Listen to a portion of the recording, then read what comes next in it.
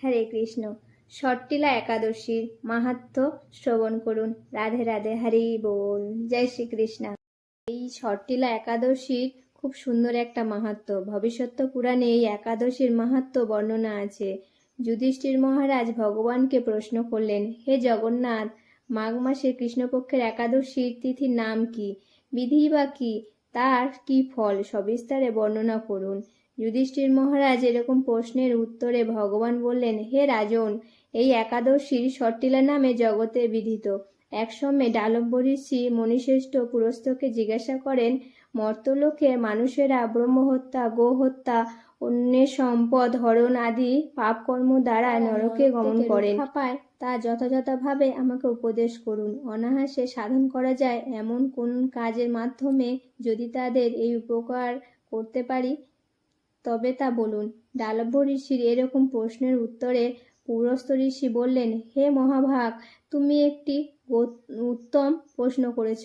মাঘ মাসের সূচি জিতেন্দ্রিয় কাম ক্রোধ আদি শূন্য হয়ে স্নানের পর সর্বদেবেশ্বর শ্রীকৃষ্ণের পুজো করবেন। পূজাতে কোনো বিঘ্ন ঘটলে কৃষ্ণ নাম স্মরণ করবে। রাত্রিতে অর্চনাতে হোম করবে। তারপর চন্দ্র, অপ্রু, কর্পূর ও শর্করা প্রভৃতি দ্বারা নৈবেদ্য প্রস্তুত করে ভগবানকে নিবেদন করবেন। উষ্মাণ্ড, নারকেল অথবা 100 গুড়ভাত দিয়ে অর্ঘ্য প্রদান করবেন।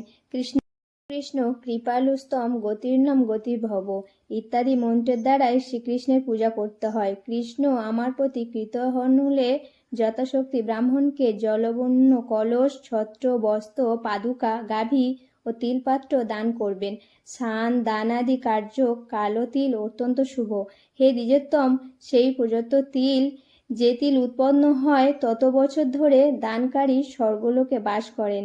তিল দ্বারা স্নান, তিল শরীরে ধারণ, তিল জলে মিশিয়ে তা দিয়ে তর্পণ ও তিল দান, এই 6 প্রকার বিধানে সর্বপাক বিনষ্ট হয়ে থাকে। এই জন্য এই একাদশীর নাম ষট্টিলা। হে যুধিষ্ঠির, এক সময় নারদ এই ষট্টিলা একাদশীর ফল ও ইতিহাস সম্পর্কে জানতে চাইলেন।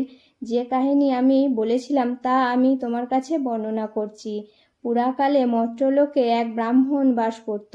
সে প্রত্যহ ব্রত আচরণ, দেব পূজা পরায়ণ ছিল।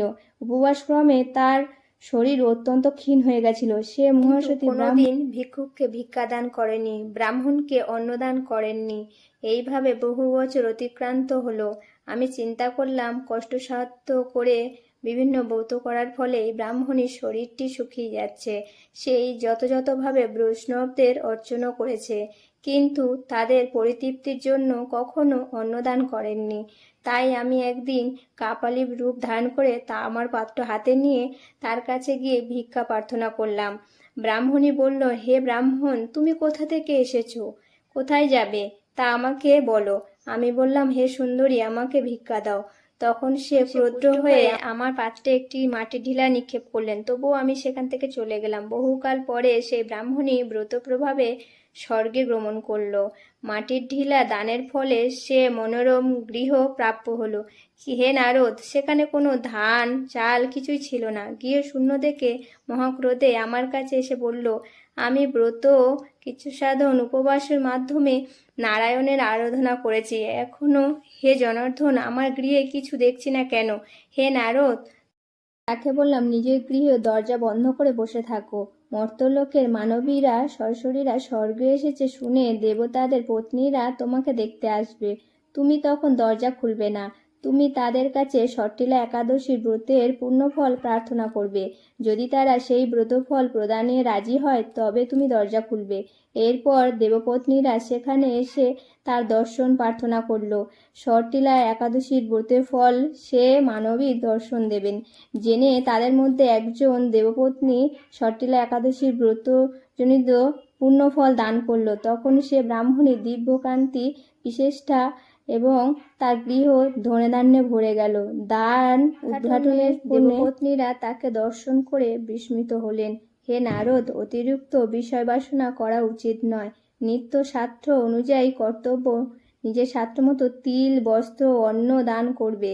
ষট্টিলা ব্রতের প্রভাবে দরিদ্রতা, শারীরিক কষ্ট, দুর্ভাগ্য বিনষ্ট হয়।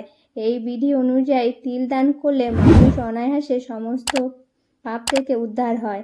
সবাই ষট্টিলা একাদশী ব্রত পালন করবে। এই একাদশীর মাহাত্ম্য শ্রবণ করে আপনারা বুঝতে পারলেন এই একাদশী পালন করলে দরিদ্রতা নাশ হয় ও শারীরিক কষ্ট বিনষ্ট হয়। ব্রত পালন করুন। একাদশীর পরের দিন পারণ অবশ্যই করবেন। হরে কৃষ্ণা, হরি বল। জয় একাদশী তিথি কি জয়, জয় মাধব তিথি কি জয়, হরি বল।